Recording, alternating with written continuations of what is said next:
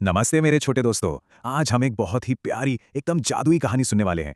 ये कहानी है एक छोटे से बहुत ही गोल मटोल और प्यारे मेंढक की, जिसका नाम था टपली। टपली ना जंगल के बीचों बीच एक बहुत ही सुंदर हरे भरे और एकदम खुशहाल तालाब के किनारे रहता था। वहां दिन भर चिड़ियां चहचहाती थीं, ठंडी हवा चलती थी और सब बहुत मजे में रहते थे। तो चलिए देखते हैं कि हमारे टपली को सबसे ज्यादा क्या पसंद था। टपली को ना गाना गाना बहुत पसंद था। वो पूरे दिन गाता रहता था, टर टर टर। चलिए हम सब भी एक साथ बोलकर देखते हैं, टर टर। मजा आया ना? लेकिन पता है, एक गड़बड़ थी। जंगल के बाकी जानवरों को ना उसका गाना बड़ा ही अजीब लगता था। एक चिड़िया तो उसे हमेशा चिढ़ाती रहती थी कि अरे तुम्हारी आवाज कितनी फनी है, और एक बंदर था जो उसे देखकर जोर जोर से हंसने लगता था। बेचारा टपली, इन सब बातों से हमारा प्यारा टपली बेचारा बहुत उदास हो जाता था। वो मनी मन सोचता था कि काश काश मेरी आवाज भी बाकियों की तरह मीठी होती। लेकिन फिर ना एक दिन कहानी में एक बहुत बड़ा बदलाव आ गया। हमारा वो जो एकदम खुशहाल हरा भरा सा तालाब था, वो अचानक सूखने लगा। दिन बीतते गए, बहुत दिन हो गए, लेकिन आसमान से पानी की एक बूंद तक नहीं गिरी। बारिश बिल्कुल रुक गई। धीरे धीरे सारे हरे पेड़ मुरझाने लगे और जंगल के सभी जानवर एकदम घबरा गए। सबको यही चिंता सताने लगी कि अब क्या होगा। उनका प्यारा घर, उनका जंगल सूख रहा था। तभी जंगल के एक बहुत ही समझदार और सबसे बूढ़े कछुए दादा ने एक पुराना राज बताया। एकदम चुपके से उन्होंने कहा कि बहुत साल पहले भी एक बार ऐसा ही सूखा पड़ा था, और तब बारिश को वापस बुलाने के लिए एक बहुत ही खास, एक जादुई गाना गाया गया था। जी हाँ, एक ऐसा गाना जिसके सुरों में इतनी ताकत थी कि वो रूठी हुई बारिश को उन सूखे और प्यासे पेड़ों तक वापस खींच ला सकता था।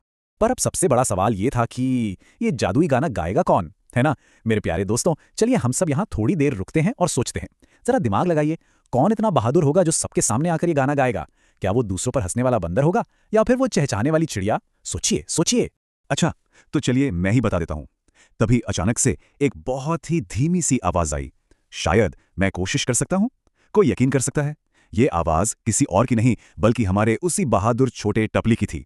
वो धीरे धीरे उस सूखे तालाब के बिल्कुल बीच में गया और बोला कि वो पूरी कोशिश करेगा।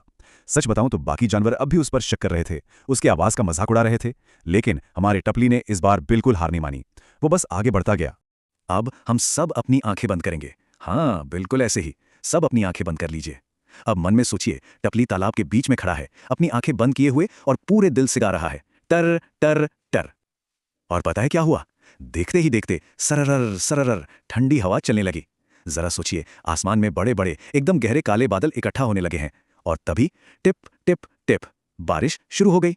वाह, अब सब अपनी आंखें खोल लीजिए। देखिए चारों तरफ कितनी जोरों की बारिश हो रही है, छम छम छम। जंगल के सभी जानवर खुशी से झूम उठे और गोल गोल घूमने लगे, नाचने लगे। वो सूखा तालाब फिर से पानी से लबालब भर गया। और सबसे अच्छी बात पता है क्या हुई? उस चिड़िया और बंदर को अपनी गलती का एहसास हो गया। वो टपली के पास आए और बोले, टपली, तुम्हारी आवाज तो सच में जादुई है, हम बहुत गलत थे।